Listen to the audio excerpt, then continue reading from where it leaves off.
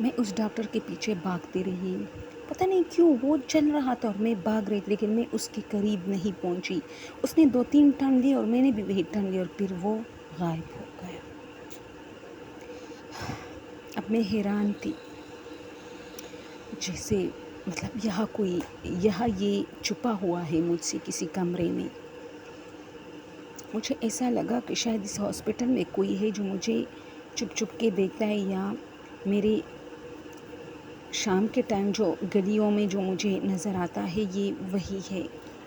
پھر میں سوچ رہی تھی کہ اس کو میرا گھر کیسے پتہ۔ خیر مجھے عجیب کبھی کالج کے بارے میں سوچ رہی، شاید کوئی کالج میں ہے۔ اب یہ کافی زیادہ ہو رہا تھا۔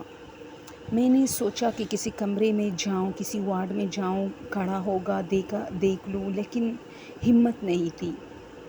اس لیے میں واپس اپنے بہن کے کمرے میں گئی اور وہاں اس کے ساتھ بیٹھ گئی۔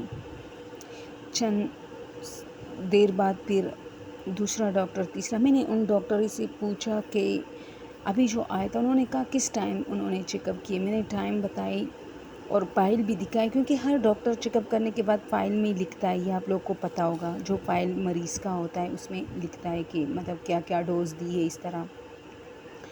تو انہوں نے دیکھا وہاں کچھ بھی نہیں درج، انہوں نے کہا کہ ابھی تک تو کسی ڈاکٹر نے ڈیوٹی ہی نہیں لگائی ہے۔ بس یہ بات تھی کہ میں اب سمجھ گئی کہ جو بھی ہے غلط ہو رہا ہے، یا تو کوئی مجھے ویسی پریشان کر رہا ہے، یا کچھ ڈراؤنا سا ہے جیسے another creature۔ لیکن دن کے ٹائم اور بیس بدل کے کیوں؟ ہمیشہ جو جنات وغیرہ ہوتے ہیں وہ آپ کو رات کو ڈراتے ہیں، لیکن یہ دن کا کیا معاملہ ہو گیا؟ کبھی کالج میں، کبھی ہاسپٹل میں۔ دوستو، تو میں کافی پریشان تھی، اپنی بہن کے ساتھ بیٹھی تھی۔ اس دن میری بہن ڈسچارج ہو رہی تھی، امی آئی، اس نے مجھے جانے نہیں دیا، واپس آئی اور میں نے امی سے کہا کہ امی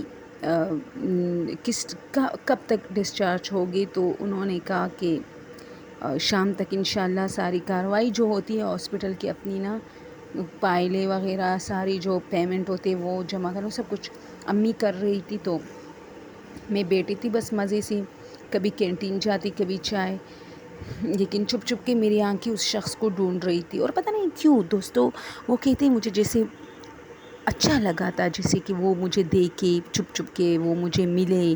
پھر اچانک ایک خوف آتا تھا کہ کیا پتہ وہ جن ہو، کیونکہ اس کی حرکتیں کچھ ایسی تھی کہ جیسے، پھر سمجھتی تھی اور اپنے آپ پہ ہنستی تھی کہ اب جن، یہ مطلب دنیا اتنی ماڈرنزم کی طرف جا رہی ہے، اب میں یہ کیا سوچ رہی ہوں، جنات بلائے سے بھی ہو سکتے ہیں۔